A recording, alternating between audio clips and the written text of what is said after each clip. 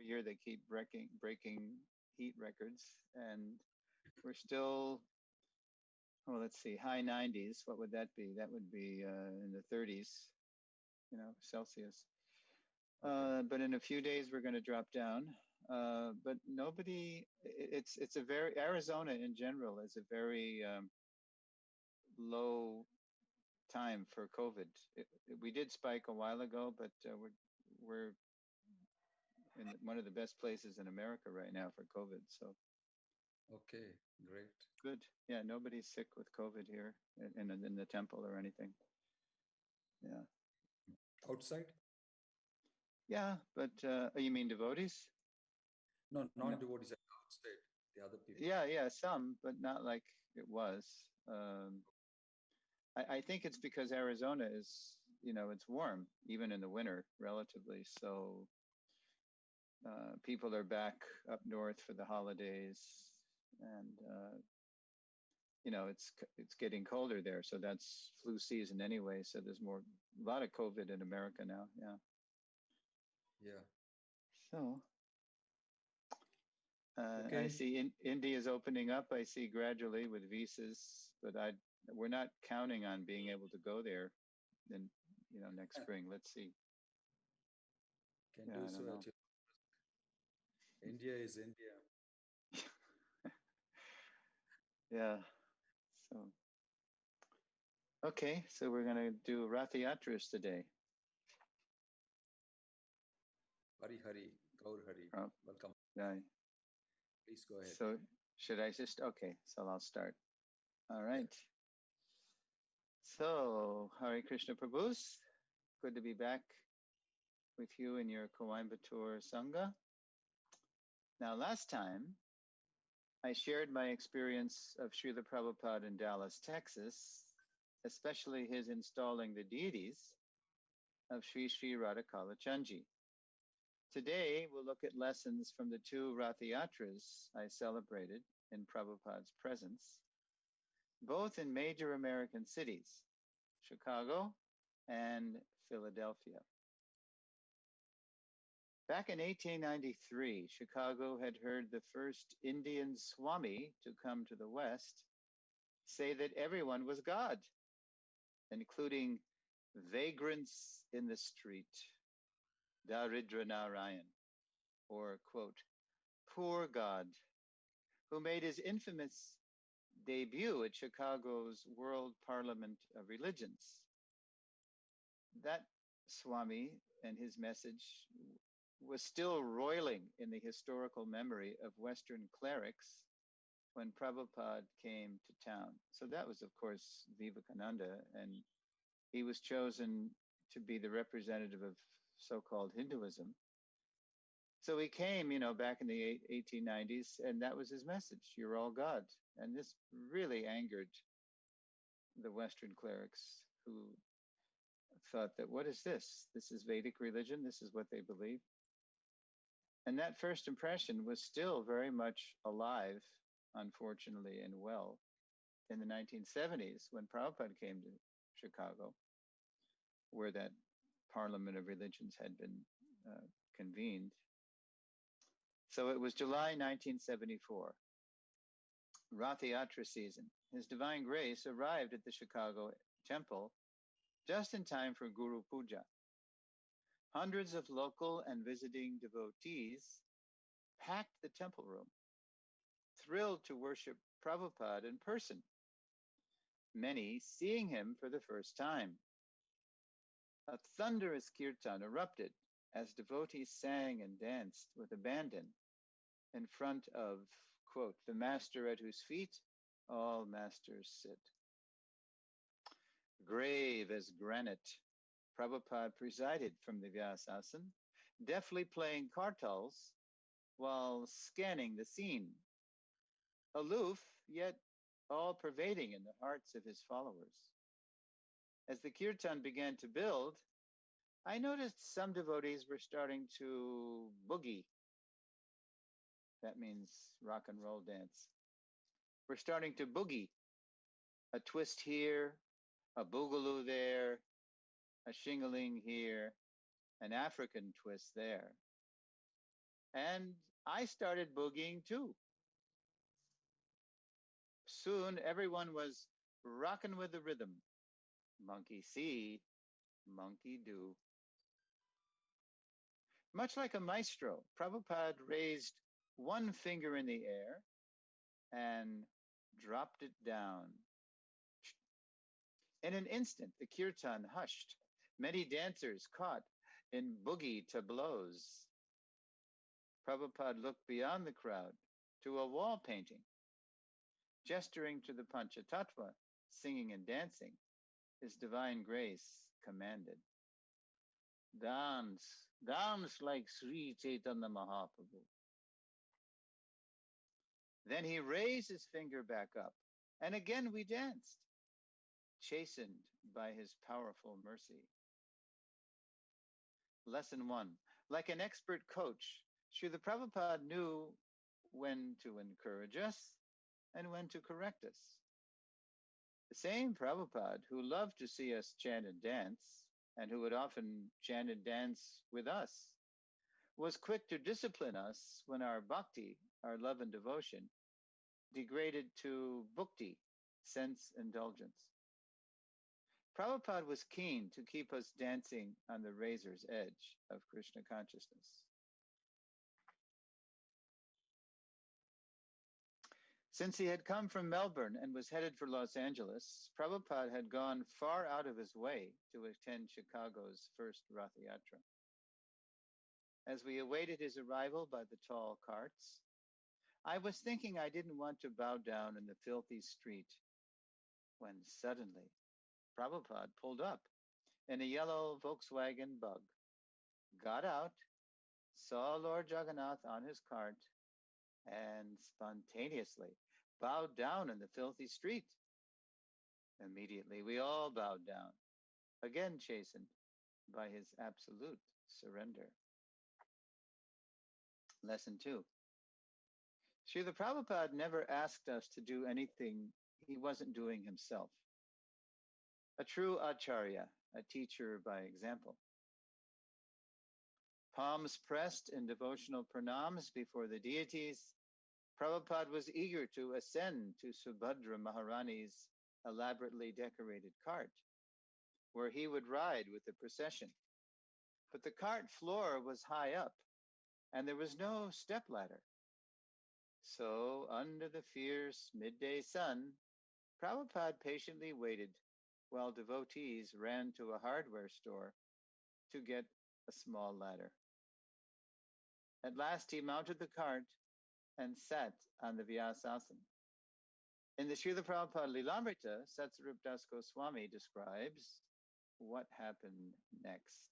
So this is a description of the parade and the police.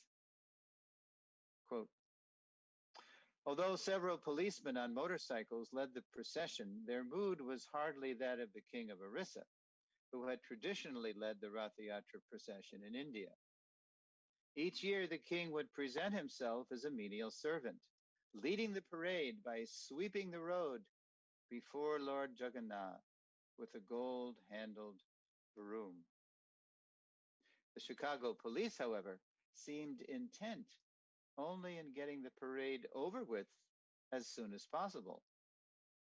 With stern anxiety, they dedicated themselves to keeping open the flow of ordinary automobile traffic. They acknowledged that the devotees had an official permit for the parade, but they continually prodded them to pull the cart faster, threatening to terminate the parade entirely. So we were going down State Street. Now, State Street is the main artery from north to South Chicago. It's the main drag.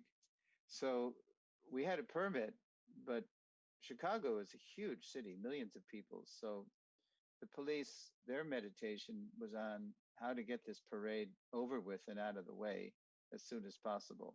Hardly the mood of the king of Orissa.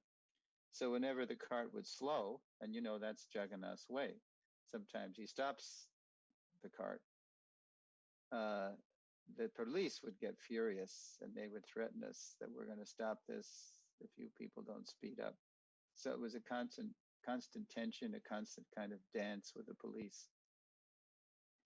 Lesson 3. The same thing had happened the previous year at the London Rath Yatra, where Srila Prabhupada danced nearly the entire parade route. That's famous. Prabhupada wasn't feeling well, but he was so inspired that he didn't even sit on the cart. He just started walking with the devotees, and then he just started dancing, and he danced practically the whole way, like a couple of miles. And he hadn't been feeling well, but he was just so swept up in the ecstasy of the occasion of Rath Yatra in London. So normally law-abiding, Prabhupada could also confound the authorities when he could not contain his ecstasy. While the ecstasy of serving Prabhupada may sometimes make it hard for us to follow the law, we would do well to follow Prabhupada's normal example and not imitate him. So Prabhupada, he was mostly law-abiding, and he wanted us to be law-abiding. Just sometimes his ecstasy would spill over, and I remember in London, the bobbies, that's what they call the police in London, the bobbies, they kept saying to Shruti Kirti, tell him to not dance, because every time Prabhupada was dancing, crowds would gather around him and would slow down everything. So Shruti Kirti said he would say to Prabhupada, Prabhupada, the police are saying that you shouldn't dance so much because then it slows the parade. And then Prabhupada just ignored him. He didn't even look at Shruti Kirti. So Shruti Kirti would just look back at the police, the bobbies, and shrug his shoulders as if to say, I can't control him. And then after a while, the bobbies just gave up because they were pretty polite. But in Chicago, the police were more ferocious. So the whole time they were harassing us and threatening us. So riding atop Subhadra Maharani's cart, myself and a few brahmacharis were tossing peanuts and raisins prasadam to the multitudes on both sides of State Street. It was great sport, running to the cart's corners, pitching the packets and cheering the catches. Thinking of Prabhupada riding below us, I wondered if Prabhupada were preparing some greater kindness for the occasion. It had been more than 80 years since that impersonalist Swami had given Westerners an erroneous first impression of Vedic Siddhanta. Had Sri Chaitanya Mahaprabhu now sent his confidential servant thousands of miles out of his way to set the record straight? Still hustled by the police, the devotees at last pulled the cart off State Street onto Civic Center Plaza. A microphone made its way through the throng up to Prabhupada's Vyasasana. So this is actually a quote now. Quote, ladies and gentlemen, Prabhupada began with divine grace. I thank you very much for attending this, our Rath Yatra festival. I closed my eyes and listened closer, straining to filter out the Chicago din, the horrendous noise that was surrounding us from Chicago. Quote, in the Vedanta Sutra, it is said, Janmadyasya yataha, the absolute truth is that from whom everything emanates. The way Prabhupada highlighted the word whom, it was clear he had come not only to set the record straight, but to introduce everyone to the Supreme Personality of Godhead, who can give everyone absolute shelter at his lotus feet. Though brief, Prabhupada's speech was historic and compassionate. So finally, it was like 81 years after Vivekananda had come, finally a pure Vaishnava saint had come in the person of Prabhupada to set the record straight. The absolute truth is that from whom everything emanates. Lesson 4. Like Srila Prabhupada, we can also look for opportunities to tell the truth, just appropriate to the time, place, and people. In the context of a blissful Rath Yatra festival, it was a perfect occasion for Prabhupada to introduce everyone to Lord Krishna as the Supreme Personality of Godhead, the cause of all causes. Captivating as Srila Prabhupada's spoken words are, still more inspiring was the way he spontaneously applied those words in life. An endearing moment comes to mind regarding Prabhupada's visit to Philadelphia the following summer in 1975. So that was the Chicago Rath Yatra in 74, July. Then in 75, July, Prabhupada came to Philadelphia, but again by way of Chicago. So first I'm going to tell you what happened in Chicago in 75 as a kind of run-up to the drama that happened in Philly later, same July. It was Rath Yatra season again. Srila Prabhupada had just come from Chicago, where again he had ridden Subhadra Maharani's chariot down State Street, held a press conference, granted radio, TV, and newspaper interviews, and in general caused quite a stir. Then as now, Chicago was mired in crime, and on the way to Chicago, Prabhupada had noticed a Time magazine cover story, quote, "Crime, why and how to solve it." Crime bled from unclean hearts, Prabhupada told a local mayor and a police lieutenant. Give us facility to cleanse the public's heart through mass chanting of God's holy names and mass distribution of sanctified food offered to the Lord, and you will see a dramatic drop in the crime rate. So that was Prabhupada's solution for crime. Clean the hearts of the citizens through chanting and prasad. Exotic as Prabhupada's solution may have sounded to those Chicago officials, it was Prabhupada's remedy for another social ill, the exploitation of women, that sent the media into a frenzy. The United States Supreme Court decision legalizing abortion in America was already 2 years old. So, quote, women's liberation was in full swing. Because the reporters were pursuing freedom and equality through bodily identification, Prabhupada's spiritual solutions predictably confounded them. Here are some of their exchanges. So here's a little medley of exchanges that Prabhupada had with some of these feminist reporters. What should be the role of women in society? A reporter asked. A woman should marry and faithfully serve a qualified husband, Prabhupada replied, and share his advancement in spiritual life. In America, we say everyone is created equal. So why should a woman subordinate herself to a man? For her protection, Prabhupada continued. Otherwise, she may be exploited by unscrupulous men, then abortion, or have child without husband, and go begging support from government. Is that freedom? Why do you say men and women aren't equal? I do not say. Inequality, difference, is already there in nature. A woman can bear a child, a man cannot. Where is the equality?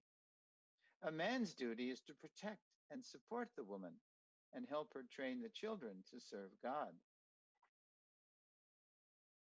So if they are partners, why do you say women are less intelligent than men?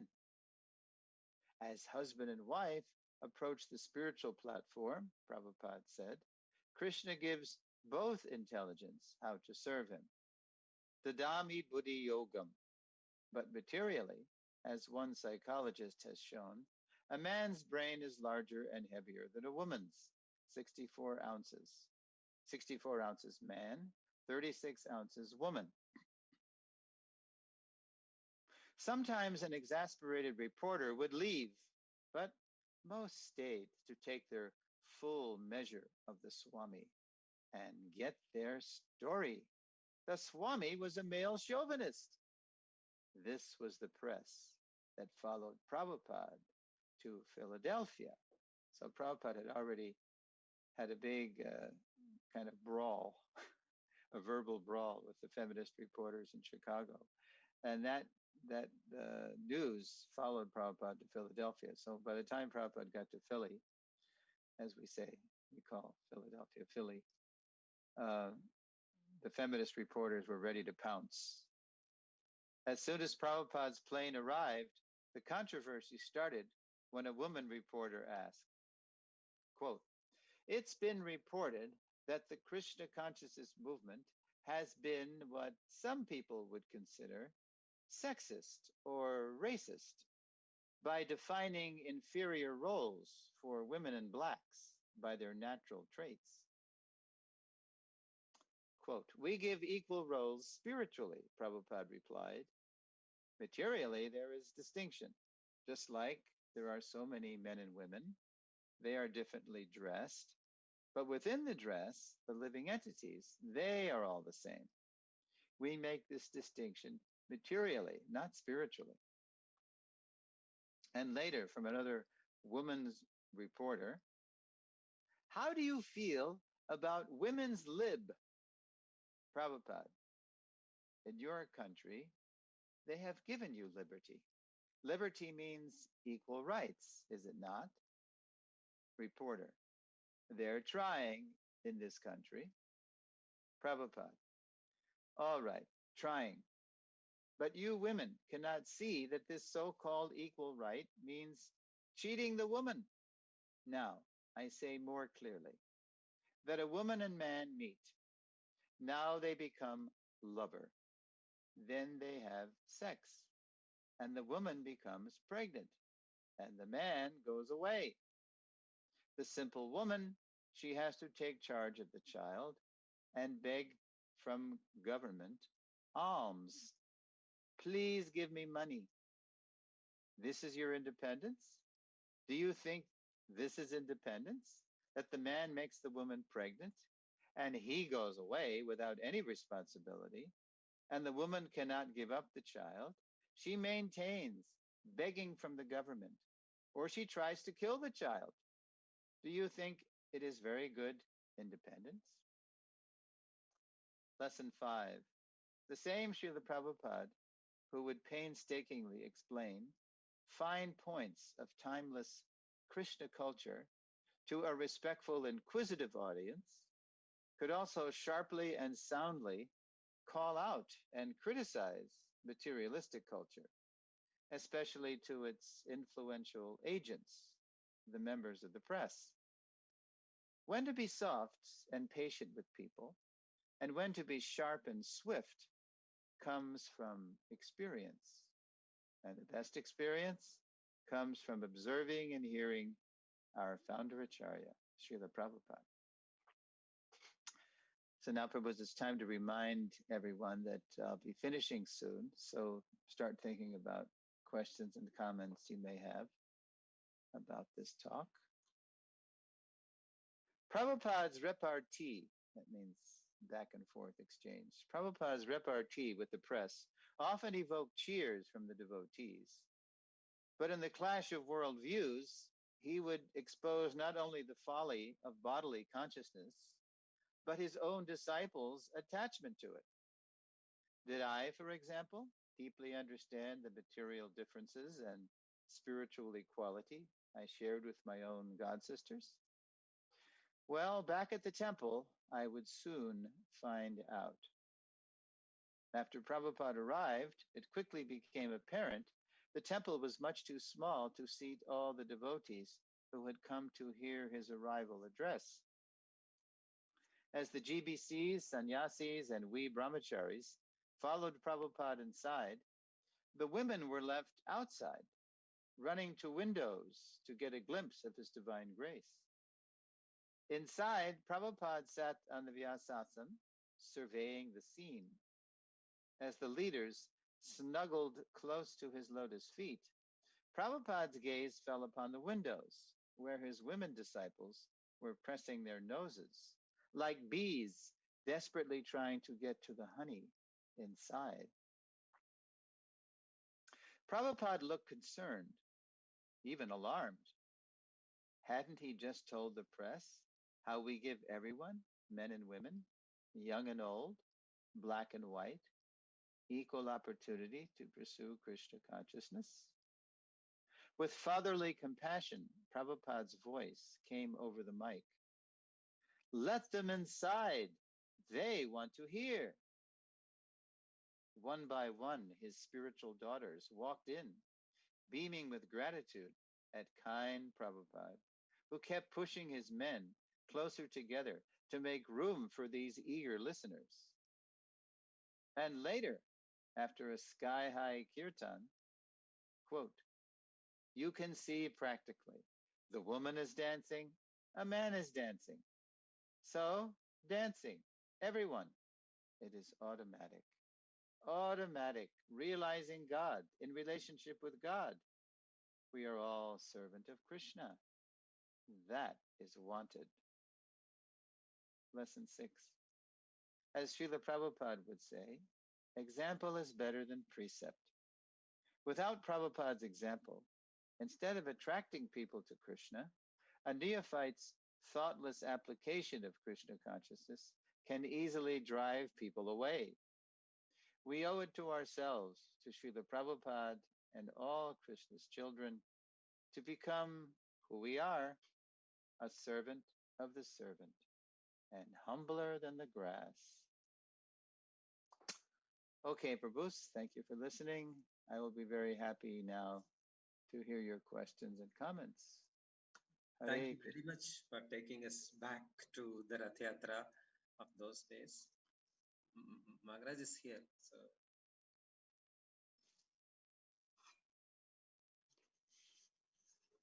The floor is open for questions.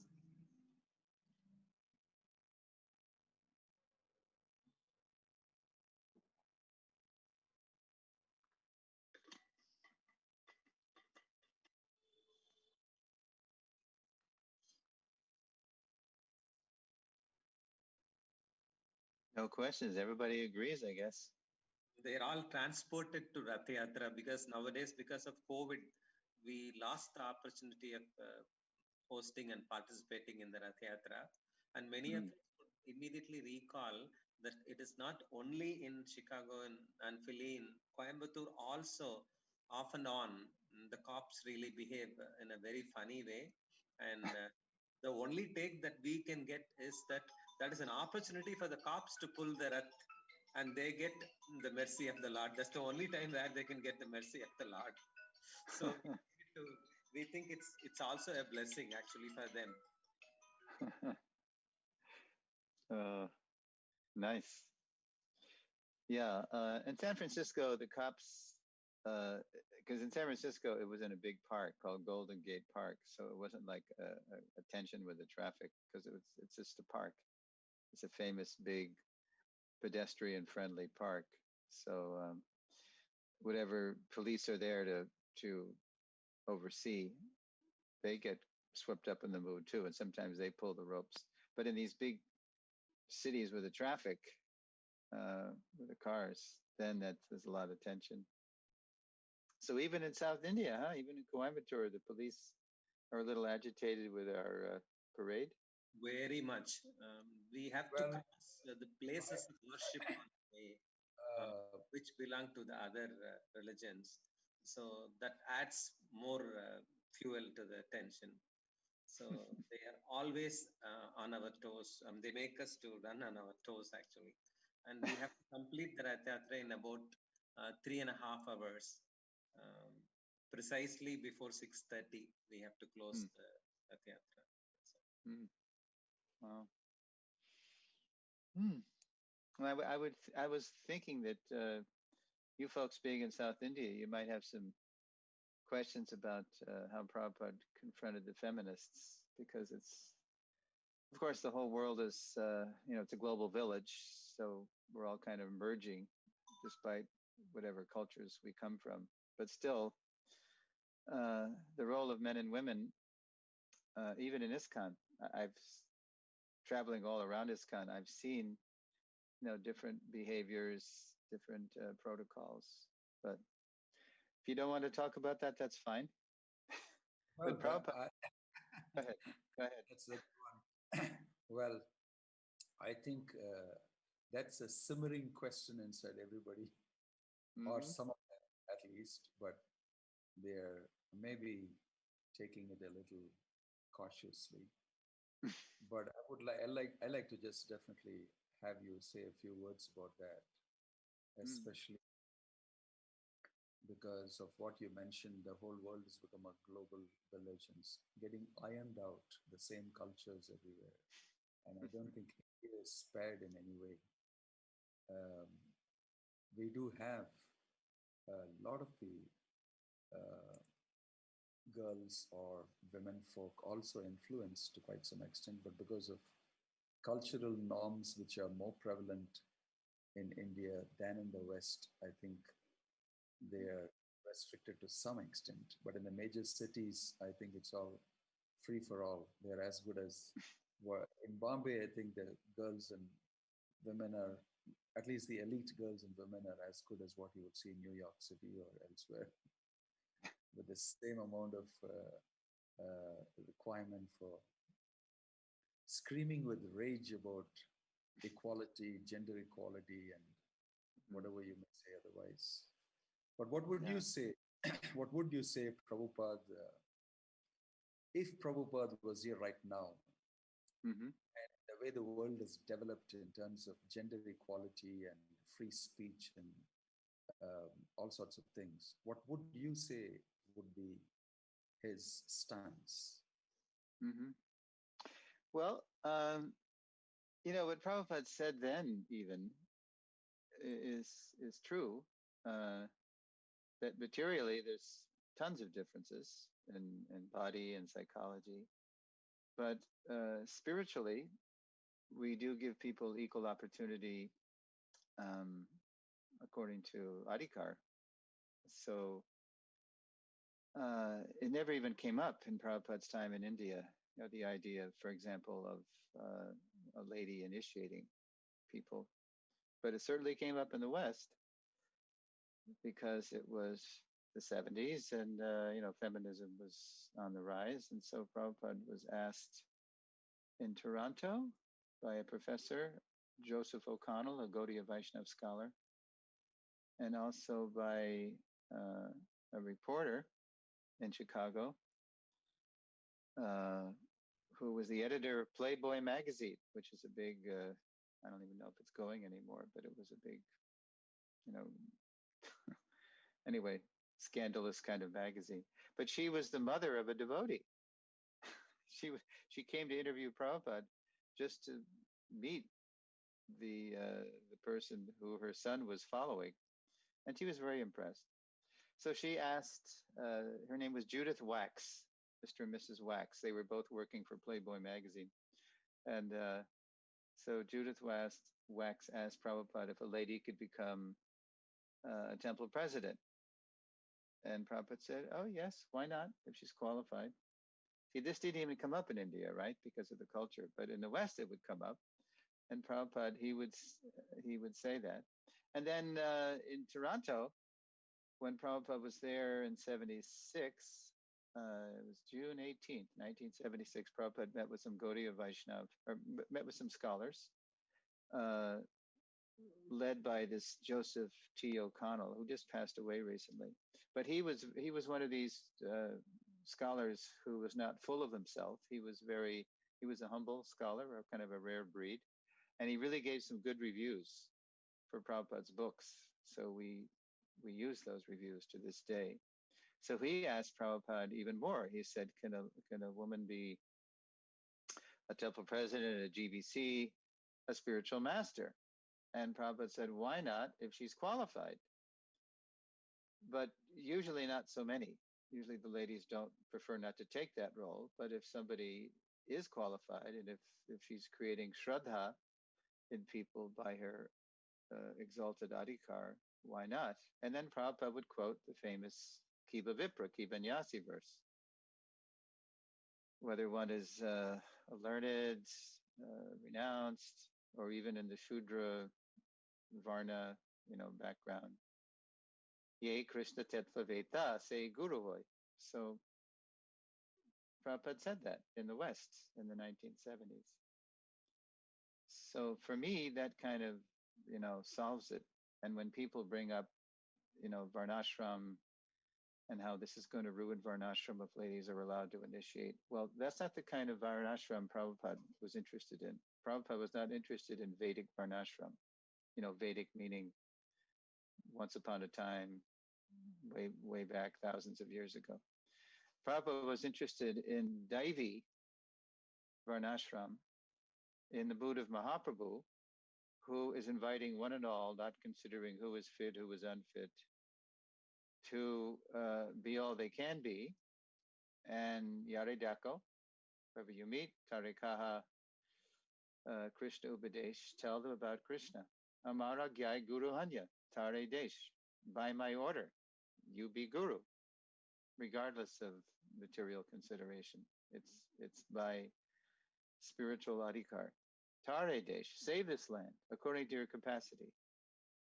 At least save yourself, save your family, save your neighborhood. Some people have a bigger capacity. They can give shelter to whole regions, countries. So that was Prabhupada's mood. It was Prabhupada brought a very expansive mood to continuing the parampara. And at the same time, he was very sensitive, as he wrote in CC and also in Bhagavatam, to time, country, candidate. So, as well know, in ISKCON, we're still wrestling with this whole thing of ladies being allowed to initiate. So I thought it was very brilliant and consistent with Prabhupada's mood and teachings when the GBC did pass that resolution that the ladies, qualified ladies, could initiate, but just according to time, country, candidate. So they said if a certain country with a certain culture doesn't want to participate in that, if it's really, goes against everything that they practice culturally, then they don't have to do it. And that was Prabhupada's mood, and he wrote and spoke about this. Specifically, if you want a reference, it's CC Madhya Lila, chapter 23, text 105. Read that verse in purport. It's all about avoiding the pitfalls of niyamagraha and niyamagraha, avoiding the pitfalls of just throwing away protocols, and which is niyamagraha, and the pitfalls of niyamagraha, which is standing pat on protocols at the expense of expanding the mercy of Sri Chaitanya Mahaprabhu. So, and he specifically brings up India and America, which is what we're dealing with today, right now, right? I'm speaking to you from America, and you're there in South India. So, and Prabhupada makes it clear that the way you spread Krishna consciousness in India is very different than the way you would spread it in Western countries like Europe and America. So one size does not fit all. And we have to take these principles, these universal principles, and apply them very sensitively according to the time, the candidate, the time, country, and the candidate, Prabhupada says. For me, it doesn't really have to be a hot topic. It's only hot when we try to make one size fit all and make everybody apply principles in one way.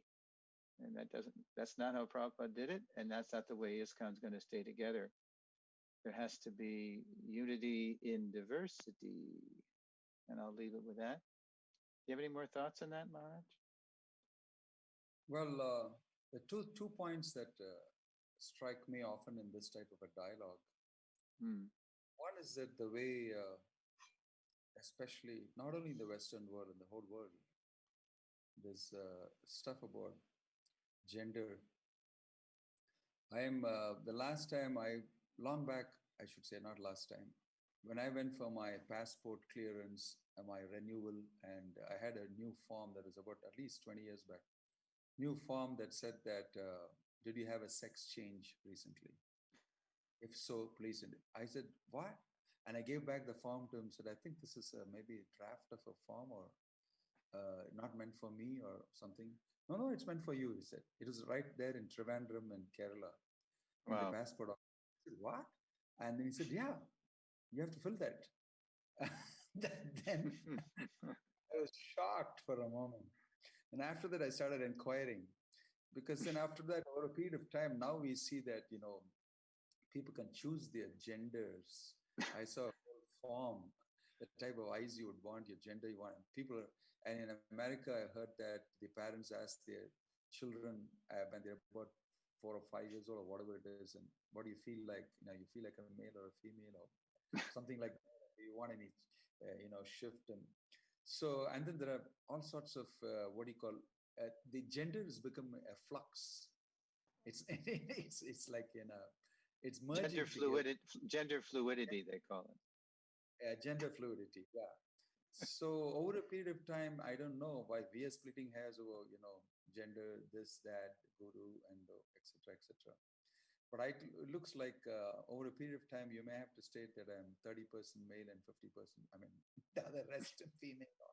What percentage of male, female you are. As Kali Yuga progresses, I really don't know what things will happen, because that's why this thing has come up, because there's a question about gender in people's minds a lot because of the paternal type of hierarchy. They call it paternal hierarchy.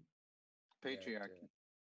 That, has been prevailing a lot. But so I don't know how, when Kali Yuga progresses, how relevant are these things in the future? There's one thing, because signs of it are already been shown. The other thing is, when Prabhupada has mentioned that shloka that you quoted, Amaragnya Guru Hoy Taraye Desh, that's a very general statement about everybody preaching Krishna consciousness. I don't know, in our movement, Diksha has become very prominent. It's a Diksha intensive guruship prevalence. But I think in a lot of places, a lot is mentioned about being able to inspire others to take up Krishna consciousness. And the Diksha aspect of it is a minor, I wouldn't say a minor, it's a maybe secondary aspect or a tertiary aspect. What, a Diksha, you mean? Yeah, the Diksha portion of it. Yes, Diksha is definitely something very prominent from the way Prabhupada is mentioned in his books and what I see elsewhere. So already we are doing that. I use a lot of women in the congregation, and they happily do a lot of service, and they preach and they teach Bhakti Shastri. They do many other things. I don't have any problem about that. And none of them are clamoring either to say that, therefore, I have to be Diksha Guru either. They wouldn't. They won't bother. But opportunities mean different things in different places. In the Western world, maybe opportunity for female would mean something different from an opportunity for a female in this setup here in India. I don't know. Maybe it's true what you said, that in the Western world, definitely there is a difference in the way we need to propagate Krishna consciousness. I agree with that, because every time I go to America, I really need to switch off and do things in a completely different way. Talk in a different way, speak in a different way, and you can just go yani kani chapapani or on the periphery of Krishna consciousness and preach. You can't really jump straight in and say things. That's true. So in that setup, everything has to change, no doubt. Right, these are two points that I thought I should generally touch on, not specifically. Yeah, they're very good points. And believe it or not, I don't know if you know, but gender fluidity came up even in Prabhupada's time. There was a case, now where was it? Somewhere in the West Coast. Of course, the West Coast, the left coast, we say the left coast. So we joke about California, oh, that's so California. So I think it was in California. Anyway, the situation was that somebody was visiting the temple. I believe it was in Los Angeles, or it might have been in Portland, in Oregon. But anyway, and the person would come to one Sunday festival as a boy, and then the next week he'd come as a girl. And so it was kind of confusing, to the temple management about it. Deal with this person, is this person a Prabhuji or a Mataji? So, so the temple manager wrote Prabhupada, and Prabhupada said, "So why don't you have this person write me?" And so the person, now let's see if I'm getting this history right.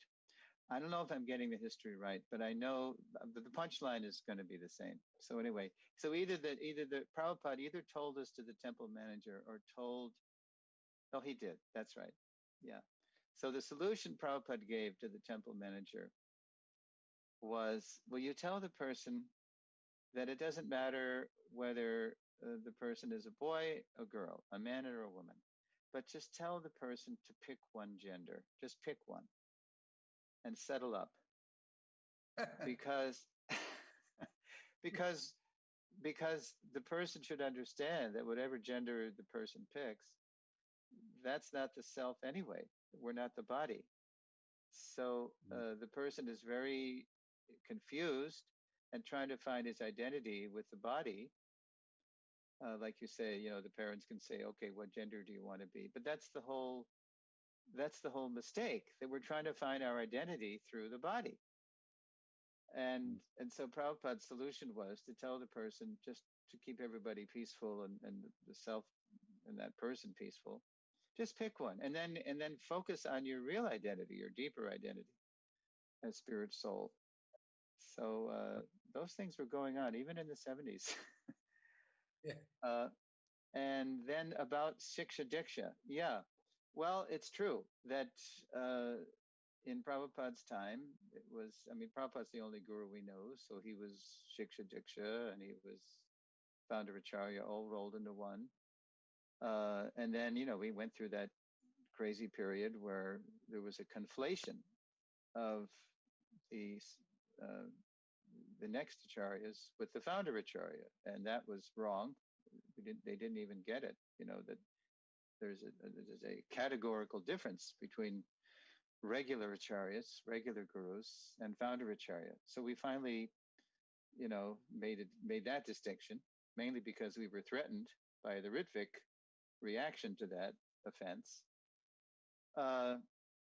So right in CC, in the first chapter of CC, where Prabhupada sort of gives us a guided tour of Guru Tattva, it's called The Spiritual Masters, Vande Gurun Isha Bhaktan. Kaviraj Goswami makes the word guru plural, Vande Gurun. He's offering his respects to not only his Diksha Guru, Sri Nityananda Prabhu, but his Shikshas, Rupa Raghunath, and also many Shiksha Gurus.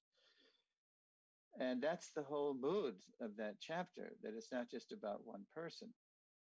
Although Prabhupada does talk about, this is a kind of balanced or counterpoint to what you were saying, Maharaj, that Prabhupada writes that famous line, I think it's it's Adi Leela 1.35 purport. Generally, the person who gives the most shiksha becomes the Diksha Guru. That's just traditionally, naturally the way it happened in the village in India for thousands of years. So, so it is a kind of violence, or it is a kind of, it's weird. It's dysfunctional. Say, at the Krishna House, which you visited at the University of Florida, Kalakanta Prabhu. And the reason he took the plunge to become approved to initiate was because he was preaching there at the campus, and then people were becoming inspired by his preaching, and some of them were going further. They wanted to take initiation. And then he had to say, well, I don't do that. I have to call so-and-so Maharaj, et cetera, et cetera. And so that's the artificial thing. But then you call somebody who doesn't even know the candidate, and all the whole time they're developing their faith in Krishna through you, because you're giving them Prabhupada and the whole parampara. So it's very personal and very natural and local and sustainable when you do it that way. So that happens not only with men in the West, it happens with ladies who are very educated and qualified, and especially because Prabhupada started the movement in America, you have senior ladies who they have quite a following because they're very faithful to Prabhupada, and it's not that they're clamoring to be Diksha gurus, but that's just the natural kind of next step. So, because in 1 CC purport, Prabhupada does say that the initiating and instructing spiritual masters are equal and identical manifestations of Krishna, you wonder why the spotlight has always been on Diksha, right? Well, I mean, historically, to me, it's kind of a hangover, a leftover from the zonal Acharya era, when it was all about the Diksha Guru, and we're still kind of recovering from that. But I'm on the Sabha, so we just had a big Zoom meeting. We conference with leaders, so we just had a big Zoom meeting with Shivaram Maharaj, who, as you may know, he had a video recently, and he just very humbly and respectfully presented his take on Vaishnavi Diksha Gurus, and he said he didn't think that was proper, didn't think that was the way to go. At the same time, in his call with us, he was acknowledging that if a Vaishnavi is very qualified, and that's where the Shraddha is going, people are developing their Shraddha in Krishna consciousness through a very advanced Vaishnavi, that Vaishnavi is the one that should be allowed to be the main guru for the person, Shiksha or Diksha. And of course, Bhanu Swami, when you take his seminar on Shiksha and Diksha, he makes a good case that it's really more about Shiksha than Diksha. And he even really blew our minds last ISKCON Leadership Sangha when he was making a case just from Prabhupada's Vani, not even from listening, not even from referencing other acharyas, that from Prabhupada's books and conversations and letters and walks, and that at different times Prabhupada appears to stress more Shiksha, at other times he appears to highlight more that the Diksha is really the essential thing. So we were left with, wow, what is going on here? So Shiksha Diksha is hardly settled Siddhanta, at least in ISKCON, as far as how to apply it. And it's an ongoing discussion, not only Vaishnavi Diksha Gurus, but the wider issue of Shiksha and Diksha. So I don't think we need to pretend that we can just state here, policy in stone.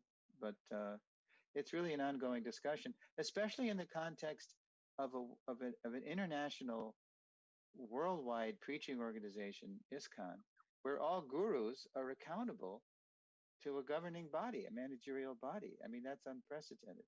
But that's what Bhaktivinoda Thakur envisioned. That's what Srila Bhaktisiddhanta hoped would happen. It didn't happen. Therefore, his own mission imploded, fragmented. But which Prabhupada knew there had to be oversight for gurus. So you throw that into the mix, and you've really got a challenge for a governing body to deal with, for gurus to deal with, how they're accountable, not just to their disciples and the parampara and Prabhupada, but to the latest resolutions on gurus is that they really have to be accountable to local management and their disciples. They can't be independent of the managerial structure of ISKCON. Big challenge, ongoing discussion. The challenge, just a small comment, the challenge is organizational challenge, it looks like it boils down to. Mm-hmm. But left to itself, imagine a time during Lord Chaitanya's time, there was no organization required because Varnashrama was prevalent to quite some extent, Mm. much more than it is now. So that itself was like an organization uh, inside the veins of everybody. So it was not that at those times you had to be designated guru. You would naturally, organically evolve into a Mm-hmm. guru and be Mm-hmm. accepted. I think in the same spirit, many ISKCON preachers are already guru because they're imparting Yeah. content of Prabhupada's this thing. You have to take it from that way. If you actually see, you may deny a title officially, organizationally to them, but Mm-hmm. their function is already like that. So I remember that this conversation when I had with somebody, they couldn't give an answer. I said, whatever you may say, you're only talking about whether you are willing to give a title or not. But the function is already on. They're already Yeah. doing Guru work. They're already Yeah. conveying information, giving Krishna, giving the holy name, giving Prabhupada's books, distributing them, publishing them, teaching the contents, and inspiring people, and people are taking Pushpa consciousness. The result of Guruship, the consequence of Guruship is already there. Mm-hmm. We're talking about something very superficial of titling, of Mm. labeling, of this Mm-hmm. thing, which is mostly organizational. Mm-hmm. So Mm-hmm. I told somebody that I don't care whether I'm titled a guru or not. I'm already one. I'm Yeah. already one. Come stop it. Come stop it. Yeah. We're going to Well, we stop it. asked, we said to Shiva Ram Maharaj, we said, so uh, who's taking the person back to Godhead? Is it the Shiksha Guru, the Diksha Guru, the founder of Acharya? Can a lady do it? He said he answered very broadly. He said, whoever uh, Krishna arranges that the disciple has the most shraddha in, that that yeah, anybody. It's actually Krishna. Krishna is saying, Aham Tvang Parpa Sarva Papibhyo. I will deliver you from all sinful reactions. Krishna is the deliverer. But he can do it through whoever he chooses, whoever Through is qualified. all his agencies, Yeah. through the Sikh Guru, the Diksha Guru, to the Vaishnava, to anybody who comes and distributes a book. He's Yeah. arranging so many agents Mm-hmm. for the necessary thing to happen to you. Yeah. So why we say that anybody particularly is doing it? Rarely Right. we do see very highly empowered personalities like Bhaktivedanta Swami Prabhupada, who would often address and tell people that going back to Godhead is, taking you back to Godhead, going back to Godhead. And he, I think, quite often or very clearly indicated in one lecture, I don't remember exactly, you may know much better because you're soaked into it, that Prabhupada, after the class, he said, even if 90% you follow, you go back to God, 70% you follow. As he walked up the stairs with his chadar, he was offering, he had the right to offer, which means that I can take you back to God if you do what I say, 70%, 80%, or whatever it is. He was actually offering. And very Yes. rarely, great acharyas would do that. Yes, because he said he had a key to the back door. Yeah. So these are very important discussions. I mean, Mm-hmm. thank you very much Yes. for throwing some light on that. But I hope that I did not consume or overwhelm somebody else who had some other direction of a question about Ratha Yatra, and we took off on a tangent to feminism and then guruship, and I think somebody had really. No, it was good, Else? Maharaj. But nobody spoke, so I think we were entitled to jump in there. Thank you for saying that and supporting it. All right. Okay. So does somebody else have something? There was a hand raised before. Mm-hmm. I thought Nandeep had some question. Rohit Prabhu also had a question. Mm. Anyway. Hare Krishna Prabhu, Dandavat Pranam. Hare Krishna, Dandavat Pranam. Very nice to travel along with you to the Rath Yatra. Thank you for taking us all there.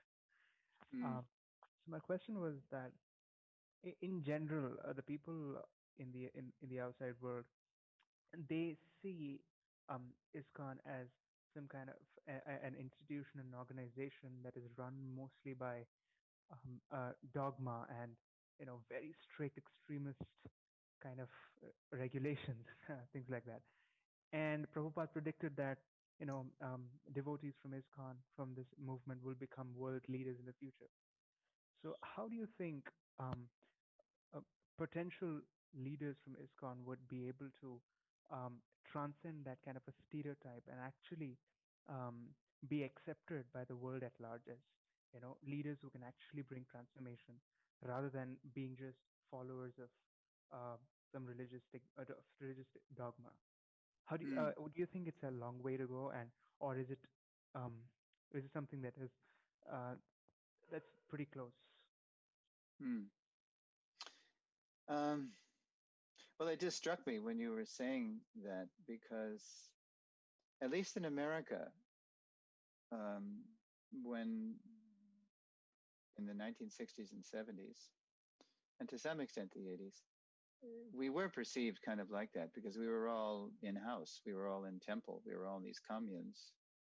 But now in America, it's all spread out. I mean, most devotees are congregational. We're not, you know, uh, most devotees aren't living monastically like that. It's families. So there was something in the New York Times not long ago about how if you meet a Hare Krishna today, and if you're older, don't think of how you met them before because they're you're more likely to meet them in a cubicle next to you, you know, in a corporation or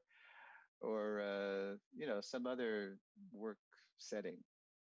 Uh, and and the writer was he had obviously this reporter had a devotee friend because uh, without taking you on the whole journey through the article, he was admiring the Krishna's values and how we need more of them, more of those kind of values. And right at the end, kind of like just sort of mischievously, he said, "Who knows? The day may come when we may all be Hare Krishnas." So it was rather striking to us older people because it was just the opposite of what we experienced when we were young, and people thought we were a weird cult and et cetera, et cetera. But I just have to ask you, you're asking me this in Tamil Nadu. So is that really the public perception of ISKCON in India that we're this Especially among strange? the younger generations, Prabhu. May not be in India. Generally speaking, in India, it's very good. But I think he's talking about the new generation. Hmm. Yeah, Uh, the younger generation. and a Uh-huh. small section of the younger generation, not very big section, but still. Okay. Well, yeah, you can't please everybody, right? But I know I'm always impressed by the preaching of Radhe Shyam Prabhu and all the youth outreach that's going on. Sahadev and what is it near Hyderabad? What's the other? Secunderabad. Yeah.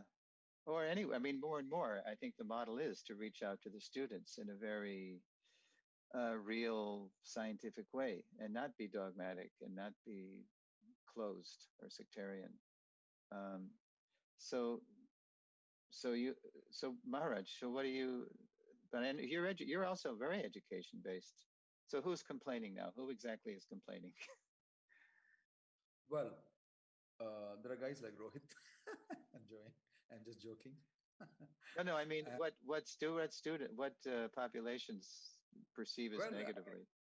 you can, in all sections of society, even in the cultured society, in South India, in Tamil Nadu, you have the DK guys, highly atheistic, and we have whole parampara of people who have been doing that, and they have quite some notions against religious people and everything. DK. And What's from DK? What's DK? What's that? you know, it's a tongue twister for you, Dravida Karagam. What is that? Dravida, South. Javeda Dravida Karagam? Okay. Karagam. Yeah, that's a whole bunch of people. Have been traditionally atheistic for quite some time. Well, no And wonder then, then. yeah, then you have amongst the youngsters now uh, the questioning of authority, which has become very important and popular amongst the youngsters, be it your parents, or be it religion, or be it Mm, political heads. mm. They call it cultural Marxism in one sense. It's like into the roots, from under the roots. Although communism has been thwarted in as a very popular form of a government or whatever, but it's taken its roots in a different way. And all this, clamor about gender equality, free speech, and all that is attributed to this cultural Marxism or whatever they call that. Mm, And so students are the ones that are most influenced by these things. They mhm, take it very easily, especially those who are a little gray matter between their ears. They, for want of a better alternative, of want of them being exposed to a better alternative in their life, when they mm, catch this up, it sounds very interesting to them, and it's like, helps them with a passion that's already in their blood, and they go against the authority and mhm, speak against, and they become very popular. So you mhm, have universities in India like Jawaharlal Nehru University, JNU, mm, produces a lot of youngsters who are like become political guys, and guys who are activists, and guys who mm, rise up for fighting a cause and things like that. That's passionate stuff. mhm, So I think a lot of the youth are taking up to that. mhm. And now you have youth doing stand-up comedy and criticizing characters from Mahabharata and Ramayana. And Oh my God. yeah, and they talk about their own culture, and there is all sorts of people sitting and laughing it out. And Uh-huh. so these are all the type of people that are coming up. It's a completely different lot of them. It's very Mm, different. Not so easy to preach to them. Maybe it's even worse than in America. At least in mm, America, they, I mean, for sure, some of them feel certain ways and they make no bones about talking about it. mm. But here is like a complicated mix of many things from the past and from the present and from the Western ideas and so They were many probably things. Americans in their last life, and now they're coming to haunt you. Maybe. uh, well, what to say? Prabhupada confronted it all when he came in the 60s, New York City, the capital of do your own thing, and we were rebelling against everything too. So, and the way Prabhupada charmed us was he was living in a consciousness which was above all the dualities of the material world. And of course, we can't imitate him. But if we can appeal to if people are really, if they have some intelligence, that's what we have to appeal to. We have to appeal to their sense of science, their sense of freedom, but not just in terms of, why limit the freedom to your gross body and subtle mind? Let's take him, as Prabhupada says in that famous first canto purport, beyond the covered walls of the universe to see the free light in the spirit, to meet the supreme spirit. So it's a challenge how to do it. Uh, but when, you know, young devotees, say brahmacharis or what have you, they do reach out to the students in the university. Are most students like that? They're cultural Marxists, or are they? It seems like they're having a lot of success in places like Pune and Chowpatty and Calcutta. What's it like? Well, things have changed. They are changing fast. It's Hmm. not the same rate of success anymore. And Uh-huh. yeah, it's changing. And we have to shift gears. And I think they are trying to do that also. Yeah. Well, Prabhupada But was always very up to date, so he was not. Yeah, he was always very current. So we just have to find the ways and means to take those timeless truths and um, introduce them in, as he says, in novel ways, in ways that are fresh, so we don't get stuck and stereotyped and, yeah, become old fashioned. And follow, I think, you yourself, when you teach that course on the tension between tradition and innovation, you talk about the shifting course of the Ganges. What is that quote from Srila Bhakti Siddhanta? Remember that? Was it from Bhakti Siddhanta who who said that those who Should might bring who the might harvest home, he said. what is Oh, that? you mean, yeah, Bhaktisiddhanta's quote about those who are platform speakers can do no Uh-huh. good. Uh-huh. And those who are one-to-one, you know, counseling people are the ones that actually change the hearts. That quote But you his mean? well, yeah, There's another that one. it's the I think you gave it. It's about the shifting course of the Ganges. Somebody might say, I used to bathe here, and now it's dry.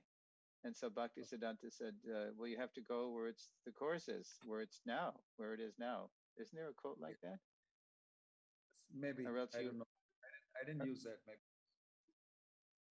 maybe I read it. Yeah. It's dry there now, and you have to go where it is, or else you'll Yeah. simply be dry. your, your preaching will be dry. So okay, so I hope. I don't know your context. You know your context, but I think you just said it. We have to really keep pace. That's the challenge, as our founder Acharya did. So Yeah. Thank you. Thank Thank you very much, His Grace Sureshwar Das Vanachari Prabhu, for spending your valuable time. And I consider these input from your side and sessions from your side to be a landmark contribution in terms of inspiring all of us with Prabhupada's instructions, his leelas, and I think they make a very huge difference in learning and knowing how to apply Krishna consciousness. Prabhupada, you often said, is a walking, moving Bhagavat, oozing from every pore of his body, the Bhagavad Dharma, not only in terms of instructions, but also application and interacting with the world outside and implement this culture, very bold and pioneering, and that's what is really meaning of a founder acharya is blazing a trail and cutting through. You made a mention that Prabhupada was definitely from a different paradigm, and he was seeing things very differently, and he was leading. And those very inspiring things that you brought in and the dialogue to do with. We should always be without any polarization in our minds and without any, what do you call, I can't get the right word, but without taking any sides. yeah, no duality. No duality. Yeah. Without Just any get to duality. Prabhupada was on a timeless platform, and he knew how to bring that timeless wisdom right down to the present day. And what you're saying, Maharaj, is a perfect transition to the next Friday, because we're going to take a look at the 2 morning walks I was on with Srila Prabhupada, and talking about moving, like thinking on his feet and moving, and we couldn't keep up with him. And so you're going to see some very dramatic encounters with Prabhupada on morning walks next time. And that's the title of the lesson, Morning Walks. I was only on 2, but they were very historic for me. I learned so much. So yeah, thank you very much for your present contribution. Thank you, Maharaj. Kind words. And I'll see you next week, huh? Yes. Next week. Jai. Stay safe. Jai. Stay well. Srila Prabhupada ki jai. Haribol. Haribol. Haribol. Hare Krishna.